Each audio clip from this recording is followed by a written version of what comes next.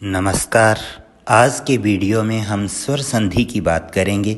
स्वर संधि में दोनों तरफ स्वर होना अनिवार्य है, अतः स्वर संधि की परिभाषा होगी, दो स्वरों के आपस में मेल होने से जो परिवर्तन होता है उसे स्वर संधि कहते हैं।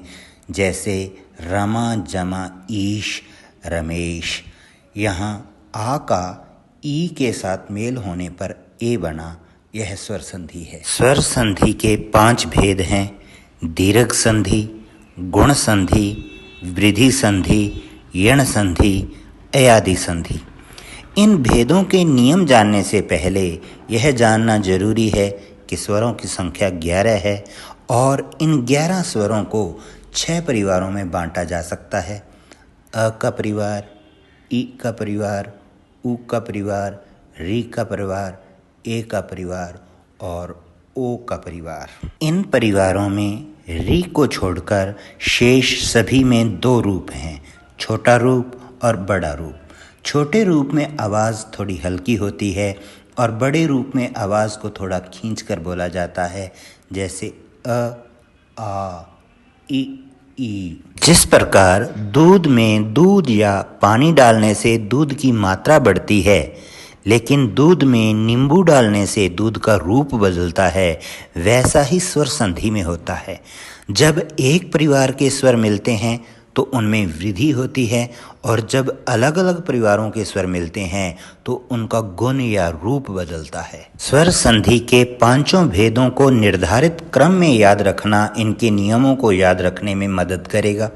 तो सबसे पहले हम देखते हैं दीर्घ संधि।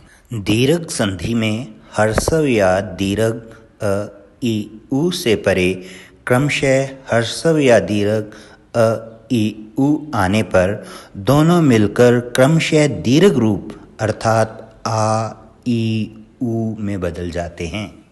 अब हम इस परिभाषा को समझते हैं।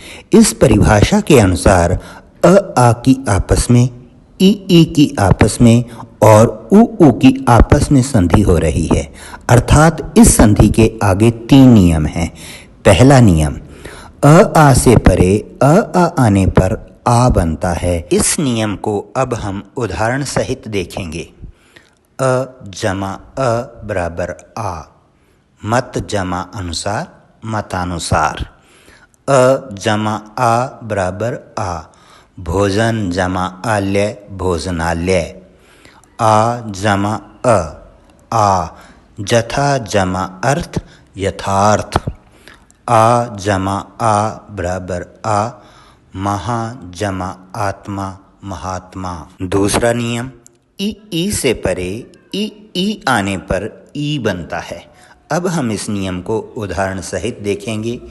ई जमा ई बराबर ई, रवि जमा इंदर रविंदर। ई जमा ई बराबर ई, गिरी जमा ईश गिरीश।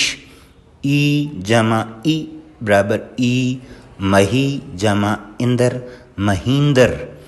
ई जमा ई बराबर ई, रजनी जमा ईश रजनीश। तीसरा नियम, उ से परे उ आने पर ऊ बनता है। अब हम इस नियम को उदाहरण सहित देखते हैं। उ जमा उ बराबर ऊ, सु जमा उक्ति सूक्ति। उ जमा उ बराबर ऊ, लघु जमा ऊर्मी लघूर्मी। उ जमा उ बराबर ऊ, बधु जमा उत्सव बधूत्सव। उ जमा उ बराबर ऊ, बधू जमा ऊर्मी बधूर्मी। इस प्रकार दीर्घ संधि के 3 नियम हैं और तीनों नियमों के आगे 4 उपनियम हैं। सभी पुस्तकों में इसी प्रकार दिए होते हैं। अब हम इसे थोड़ा संक्षिप्त रूप में समझेंगे। इस वीडियो के शुरुआत में हमने स्वरों को 6 परिवारों में बांटा था। परिवारों की जानकारी द्वारा हम इन नियमों को आसान कर सकते हैं। दीर्घ संधि पहले 3 परिवारों से संबंधित है।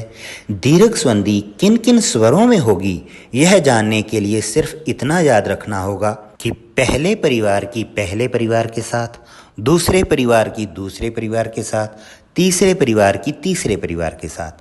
संधि के इस रूप का नाम है दीर्घ यानी बड़ा, तो उत्तर में बड़ा स्वर आएगा। अर्थात पहले परिवार की जब पहले परिवार से संधि होगी तो उत्तर बड़ा रूप होगा, अर्थात आ। दूसरे परिवार की जब दूसरे परिवार से संधि होगी तो उत्तर होगा ई। तीसरे परिवार की जब तीसरे परिवार से संधि होगी तो उत्तर होगा बड़ा रूप, अर्थात ऊ। आशा है आपको यह जानकारी उपयोगी लगी होगी। अगले वीडियो में हम स्वर संधि के अन्य रूपों को देखेंगे। धन्यवाद।